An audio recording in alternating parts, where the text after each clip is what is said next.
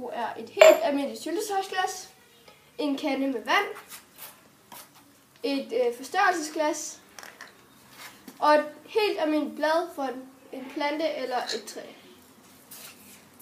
Det, I så skal gøre, er, at I fylder lidt vand i syltetøjsglasset.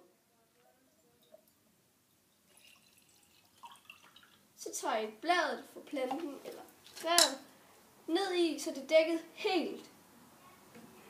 Ja. Når I venter på, at forsøget er færdigt, så tager I et stykke papir, og I tager en blyant, og så skriver I ned, hvad der er sket, imens I venter. Når I er færdige med forsøget, tager I det papir, jeg har skrevet på sidst, og skriver ned, hvad der var sket med bladet. Hov.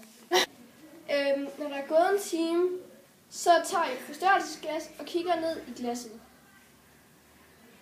Og så finder I ud af, hvad der er sket.